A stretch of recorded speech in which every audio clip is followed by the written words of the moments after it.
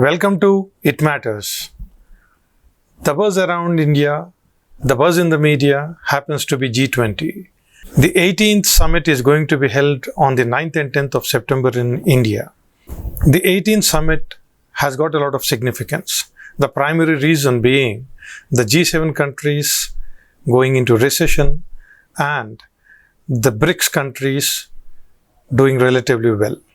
This happens to be the main reason for a very different kind of a significance that is being attributed to this 18th round of the G20 summit. What is more important and what is more interesting is, since the days of unfolding of the G7 and then the G20, the G7 has been continuing to do everything necessary to hold its hegemony, to ensure that the policies of most of the countries in the developing world are dominated to be subservient to the G7 economies.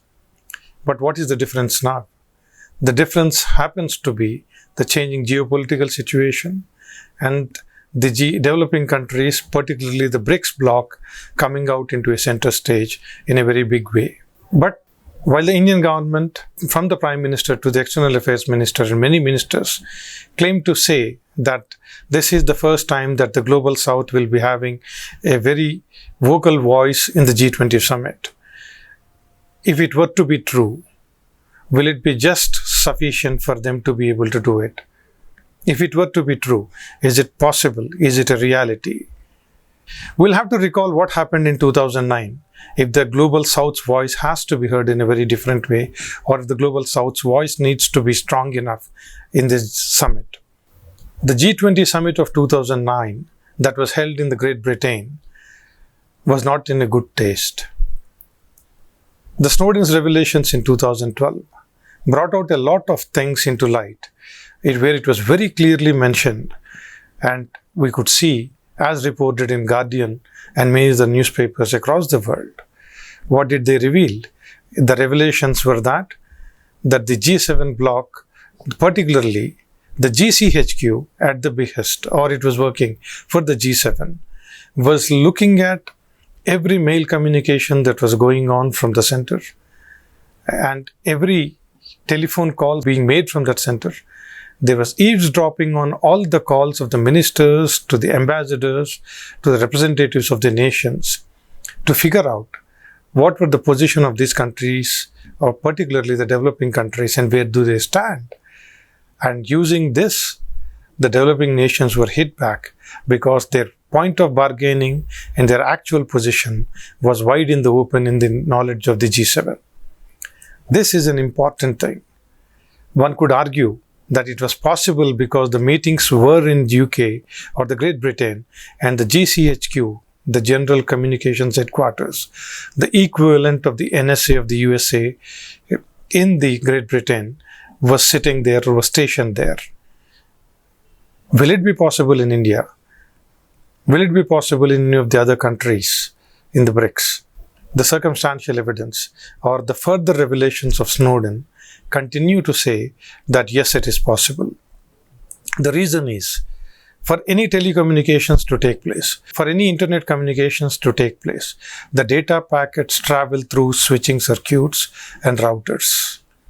Most of them, from Cisco to Ericsson, all of these companies have got backdoors.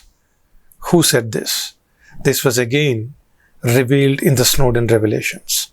The Snowden revelations brought out the fact that the Cisco routers had backdoors in all the routers. What does a backdoor do?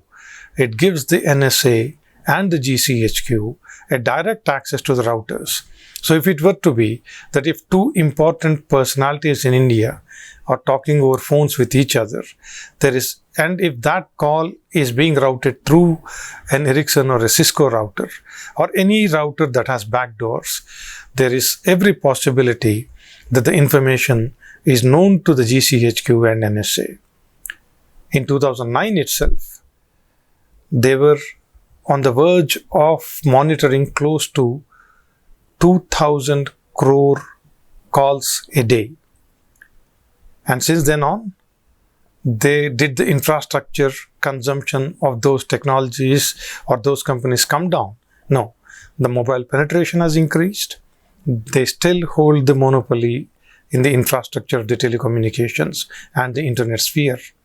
Unless and until the G7 decides to go back, or there is pressure on them to say that you can't spy on the global citizens and the countries, it would not be possible.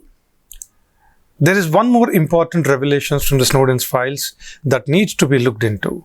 The X key score revelations. What does it say?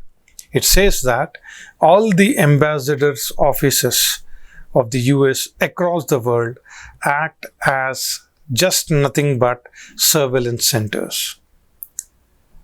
They say that there are close to 150 plus centers across the world from where these kinds of surveillance mechanisms exist. So there is an existing infrastructure of manpower that exists around the world, even in India too.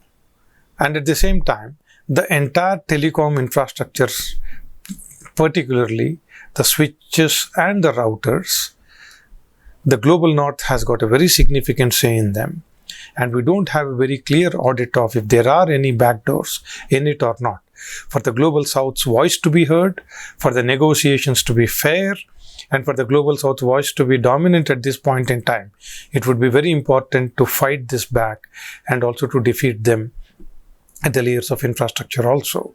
And I think for the global south's voice to be heard, the time will have to say of how is it going to do, or how this summit is going to fare. But the most important thing is that the BRICS countries and the developing nations need to be very cautious about their infrastructure. They cannot continue to have backdoors for the self-reliance of those countries to be not at stake. For the self-reliance to exist in India also, we need to be manufacturing our own switches. We need to be manufacturing our own routers so that the entire infrastructure is far away from eavesdropping.